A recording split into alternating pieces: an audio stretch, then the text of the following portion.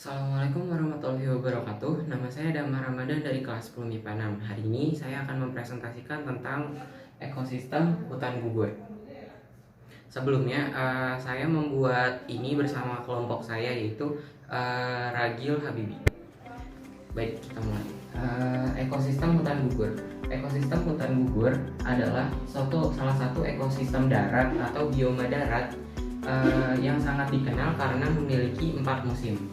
Ekosistem hutan gugur memiliki 4 musim. Pada tahap tertentu, pepohonan mengalami keguguran akibat perubahan dari musim panas menuju musim dingin.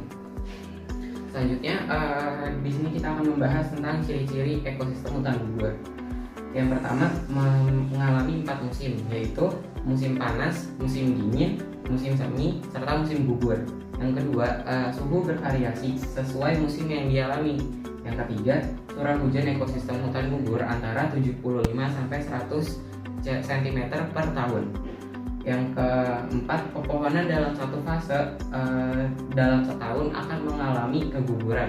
Yang kelima, banyak hewan yang mempunyai kemampuan berhibernasi. Selanjutnya, banyak hewan yang mengalami migrasi atau bermigrasi untuk berpindah pada musim yang sesuai. Selanjutnya, komponen biotik hutan gugur. Yang pertama, tumbuhan dengan daun lebar seperti oak, maple, elm, dan beech. Yang kedua, hewan yang mampu berhibernasi. Contohnya hamster, kelelawar, beruang, serta serigala. Yang ketiga, burung-burung dan berbagai jenis hewan lainnya memilih bermigrasi ke daerah dengan musim yang lebih cocok berdasarkan bahkan hingga sampai berbeda negara. Yang keempat, hewan lain khususnya pemakan biji-bijian seperti tupai akan mengumpulkan makanan atau biji-bijiannya dan menumpuk biji-bijian tersebut ke sarangnya sebelum datangnya musim dingin. Selanjutnya, terdapat komponen biotik. Sebelum itu, di komponen biotik hutan gugur kita bisa lihat di gambar ini terdapat beberapa kawanan rusa dan terdapat pohon-pohon yang terdapat dalam ekosistem hutan gugur. Selanjutnya, kita masuk ke komponen abiotik. Komponen abiotik komponen abiotik terdapat beberapa bagian, yaitu yang pertama, suhu bervariasi sesuai dengan musim yang dialami. Yang kedua, kelembapan bervariasi sesuai dengan musim yang dialami pula. Yang ketiga, penetrasi cahaya bervariasi, ada yang tinggi dan ada yang sangat sedikit ke permukaan karena adanya pepohonan. Yang bisa kita lihat di gambar ini, ada beberapa bagian yang terkena sinar matahari yang banyak karena tidak tertutup pepohonan. Namun ada bagian lain yang penetrasi cahayanya sangat sedikit atau bahkan hampir tidak ada karena banyak sekali pepohonan dan daun-daun di pepohonan ini dapat menghalangi masuknya sinar matahari. Selanjutnya, yang keempat, ciri dari ekosistem hutan gugur. Terdapat air terjun dan juga danau di tengah-tengah ekosistemnya atau di tengah-tengah hutan. Yang kelima, serta batuan yang berperan penting bagi ekosistem ini karena sebagai tempat hidupnya hewan-hewan kecil seperti udang, ikan, dan masih banyak yang lainnya.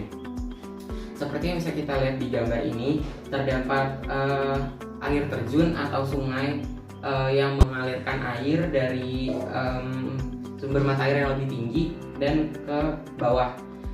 Selanjutnya, di sini juga terdapat batu-batuan. Nah, dari gambar ini juga kita bisa melihat bahwa ini sudah mengalami atau sudah membentuk ekosistem. Yang pertama, ini ada hubungan antara komponen abiotik dan komponen biotik. Komponen abiotiknya adalah air. Selanjutnya, komponen abiotik yang lain bisa berupa batuan juga tanah. Nah, mengapa mereka mengalami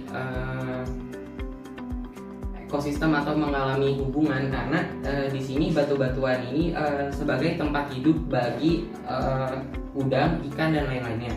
juga batu-batu ini sebagai tempat tumbuhnya lumut. Selanjutnya ada hewan-hewan yang hidup di dalam air yang berlindung di balik batu-batuan ini pula. Selanjutnya juga ada pohon-pohon sebagai penyejuk dari ekosistem ini, juga sebagai konsumen yang memerlukan air, karena pohon juga memerlukan air untuk melakukan fotosintesis. Dan selanjutnya masuk ke fauna ekosistem hutan gugur.